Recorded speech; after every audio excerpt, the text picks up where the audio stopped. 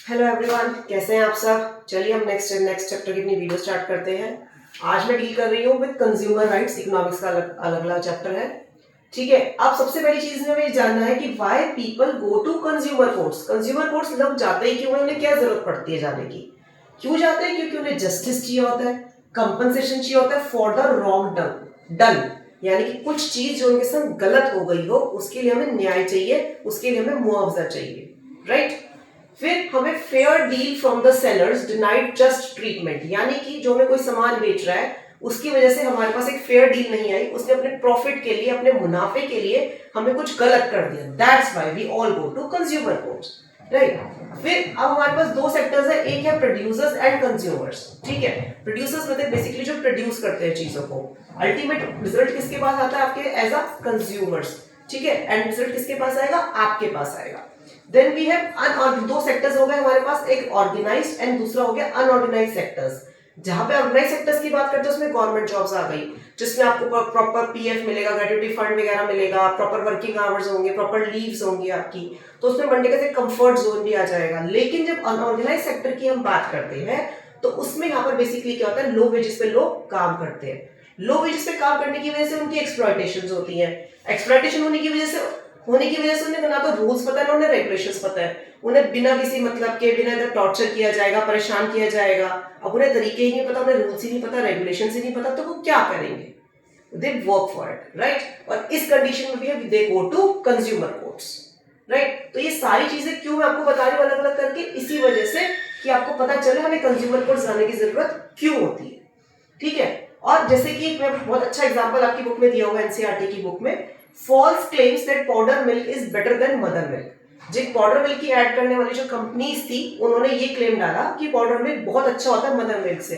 बहुत सारे सालों की मतलब लड़ाई झगड़े के बाद, बहुत सारी मतलब आर्गुमेंट्स के बाद ये चीज प्रूव की गई, उन्होंने अपनी गलती भी मानी कि no, powder milk is not better than mother milk. ठीक है, तो इस तरह की जितनी भी चीजें आती हैं, जिस तरह की आपको ये एडवर्टीजमेंट्स है, ये सारी एडवर्टीजमेंट जो आपको मिसलीड करती है, मिसगाइड करती है, उसकी वजह से एक रिक्वायरमेंट आती है गोइंग टू कंज्यूमर कोर्ट्स।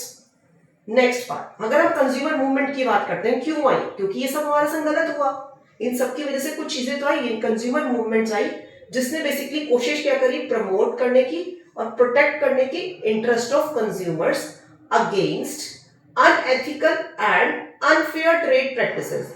अब अगर आप कुछ वर्ड्स ध्यान से देखोगे, इसमें मैंने कुछ वर्ड्स लिखे जैसे अनएथिकल, मैंने वर्ड्स लिखे अनफेयर, तो इनको हम बेसिकली कीवर्ड्स बोलते हैं।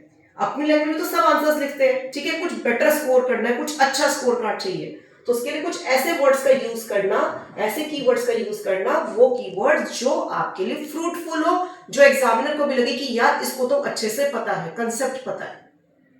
पेपर अटेम्प्ट करने की अगर बात करें, एसएसटी हो चाहे इंग्लिश हो, आप अटेम्प्ट कर सकते हो। आपको अगर समरी पता है तो आप समरी के अंदर लिख ही आओगे, पर इस तरह के वर्ड्स लिखना, प्रमोटिंग, प्रोटेक्टिंग, अनएथिकल, अनफेयर, ये थोड़ी स्टडी से आएगा, थोड़ा समझने से आएगा, थोड़ा बुक में डीप स्टडी करने से आएगा, थोरो रीडिंग करने से आएगा।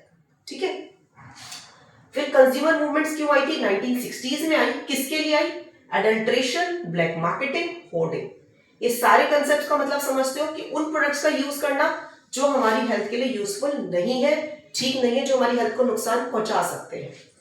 ब्लैक मार्केटिंग, जरूरत से ज्यादा चीजों को मतलब ब्लैक मार्केट में बेचना, कि जहां से हमें मुनाफा ज्यादा होगा, प्रॉफिट ज्यादा होगा, जो जनरल पब्लिक है, जनरल लोग हैं, उन्हें तो वो सामान आएगा ही नहीं। नेक्स्ट भी है होर्डिंग, यानी सामान को इकट्ठा करके रखना, अच्छे से मैंने अपनी सामान इकट्ठा कर लिया, जब बहुत ज्यादा मुझे पैसा मिलेगा मैं उसको बेच दूंगी। तो ये भी एक तरह का क्राइम है, ये भी एक तरह का जो आपकी कंज्यूमर्स के खिलाफ एक बहुत बड़ा वो क्या नाम है, गलत एक्ट होता है। फिर देन एक कोपरा एक्ट आया 1986 में। एक मेरी चीज को ध्यान रखना, कोपरा एक्ट ये क्वेश्चन की फॉर्म में भी आप लोगों को आ सकता है, जिसके अंदर बुक में स्टार्टिंग में सिर्फ एक मेंशन है कोपरा 1986 एक्ट, उसके बाद कंज्यूमिंग पेजेस के ऊपर, सॉरी वो कॉन्टिन्यूस पेजेस के ऊपर आपको ये भी आएगा कि इट इज, वो क्या है, एक 3 टायर क्वासी जुडिशियल मशीनरी है, जिसमें 3 लेवल्स है। आपके 3 टायर लिखा तो 3 लेवल्स हो गए, राइट। फर्स्ट लेवल पे वी हैव डिस्ट्रिक्ट लेवल, उसमें 20 लाख रुपए तक के केसेस वो डील किए जाएंगे। अगर हम स्टेट लेवल की बात करते हैं, इसमें 20 लाख से लेकर 1 करोड़ तक के हो गए, और अगर हम नेशनल लेवल की बात करते हैं वो उसमें अबव 1 करोड़ केसेस आते हैं। अब हम बात करते हैं रेजी की सफरिंग की, जो आपकी बुक के अंदर केस स्टडी दी हुई है एक तरह से, और इस तरह की केस बेस्ड स्टडीज आपको काफी सारे पेपर में आती है। क्रेजी की सफरिंग क्या थी कि एक बच्चा था 9th क्लास का, हेल्दी बॉय था, टॉन्सिल्स की वजह से उसको एडमिट किया गया प्राइवेट क्लिनिक में केरला में। ठीक है, अब उसको क्या हुआ, उसको डॉक्टर ने जनरल एनेस्थीसिया वगैरह देकर उसकी ट्रीटमेंट स्टार्ट कर दी, लेकिन उसकी वजह से क्या हुआ, उसको कुछ सिम्टम्स आए ब्रेन एबनॉर्मेलिटीज के। टॉन्सिल्स था बच्चे को, सिर्फ टॉन्सिल्स होने की वजह से उसको ब्रेन एबनॉर्मेलिटीज नहीं हो सकती थी। ठीक है, उसकी वजह से डॉक्टर की एनेस्थीसिया देने की वजह से या फिर कुछ भी नेग्लिजेंस की वजह से वो बच्चा क्रिपल्ड हो गया फॉर लाइफ। उसके फादर ने इस केस को आगे रजिस्टर किया, कंज्यूमर कोर्ट्स में भेजा गया, तो उन्होंने वहां पर डिनाई कर दिया। फिर उसके फादर ने हार नहीं मानी, फिर दोबारा उन्होंने वो किया, तो उन्होंने जो गिल्टी पार्टी थी उसको वो समझाया, उसको वो कंपनसेशन के लिए क्लेम के लिए बोला गया। लेकिन भले ही कंपनसेशन क्लेम गया, लेकिन बच्चे की जो लाइफ थी वो क्रिपल्ड हो गई, he was crippled for life. और एक हेल्दी बॉय था जो ऑटोमेटिकली कुछ would have work wonders for his family, right. इस तरह के जो केस बेस्ड होते हैं उसमें बेसिकली क्या होता है, नाम चेंज कर देते हैं पेपर के अंदर। तो आपको क्या वर्ड्स ढूंढने हैं, जैसे वर्ड्स में उसमें आगे टॉन्सिल्स आ गया, ब्रेन ऑबनॉर्मलिटीज दिख गई, या फिर एनेस्थीसिया, इस तरह का वर्ड्स आ गया, तो यू कैन ऑटोमेटिकली कनेक्ट कि किसकी सफरिंग के बारे में बात की गई है, कौन सी नेग्लिजेंस का बात हुई है, और किस तरह की कंप्लेंट्स के बारे में हम आगे स्टडी कर सकते हैं।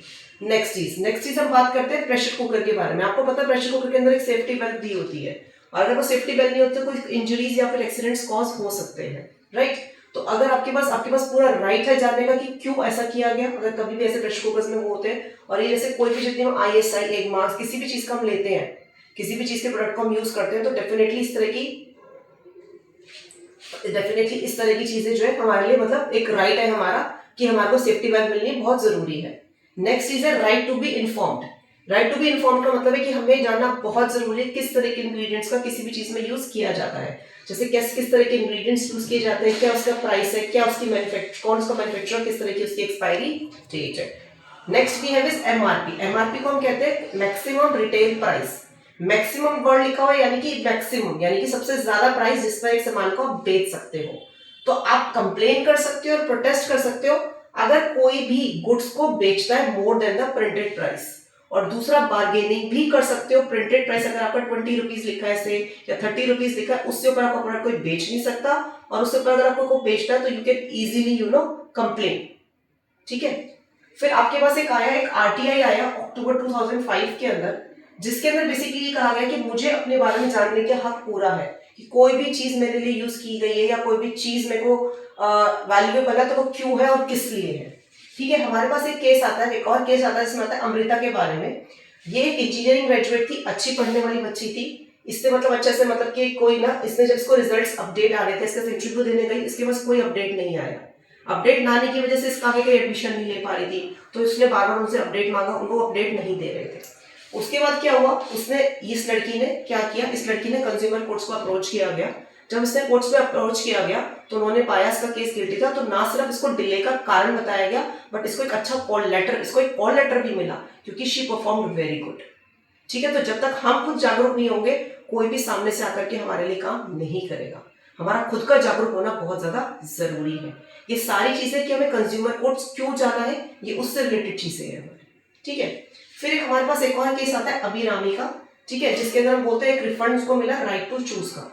इसने कोई कोचिंग सेंटर में कोई कोर्स ज्वाइन किया 2 सालों के लिए। ठीक है, अब इसने जब फर्स्ट साल का कोर्स कर लिया, इसको लगा मुझे मजा नहीं आ रहा, I don't want to go for another वो। तो इसने क्या करा, इसने रिफंड मांगा फर्स्ट ईयर के बाद, इन्होंने मना कर दिया कि हम रिफंड नहीं देंगे।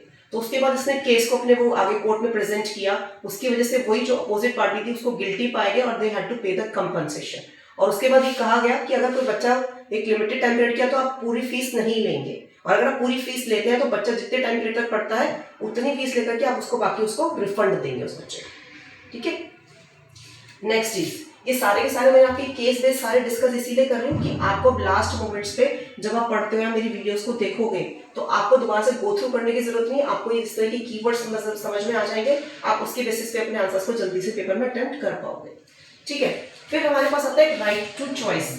राइट टू चॉइस का मतलब 2 चीजें मैंने एग्जांपल लिखे, टूथब्रश एंड टूथपेस्ट। सपोज मैं मार्केट में जाती हूँ, मैं कहती हूँ कि टूथपेस्ट ठीक है, मेरा जो सेलर है वो कहता है नहीं आपको टूथब्रश लोगे तो मैं टूथपेस्ट दूंगा। ये क्या बात हुई, मुझे नहीं चाहिए, मैं क्यों लूं? तो इसीलिए राइट टू चॉइस। तो यानी कि कई बार हमारे पास सिचुएशंस ऐसी आती है, जबरदस्ती हमें फोर्स किया जाता है वो चीजें खरीदने के लिए जो हमें नहीं चाहिए। I don't want to take it, why are you जबरदस्ती offering me all this things, मुझे नहीं चाहिए।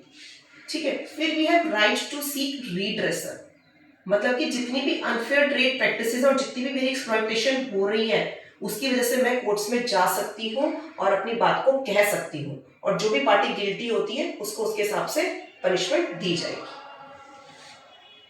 Then we have ISI and Agmarks, ये सारे लोगोस एंड सर्टिफिकेशन है क्वालिटी एश्योरेंस के, जो हमें ये बताते हैं कि हमारा जो प्रोडक्ट हम लेने जा रहे हैं मार्केट से वो सेफ्टी के कितने नॉर्म्स को वो क्लैरिफाई करता है। और जैसे हम इस तरह के वो नॉर्म्स देखते हैं, ISI है, एगमार्क है, हम सेटिस्फाइड हो जाते हैं कि सारी क्वालिटी स्टैंडर्ड्स को प्योरीफाई करता है, सारी क्वालिटी स्टैंडर्ड्स को रेक्टिफाई करता है, सारी क्वालिटी स्टैंडर्ड्स को पूरा करता है।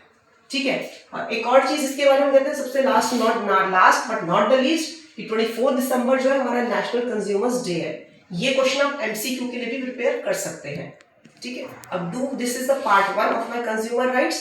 Do watch for part 2 wherein I will be providing you with important questions, and if you like then please like, share and subscribe to my channel. Thank you.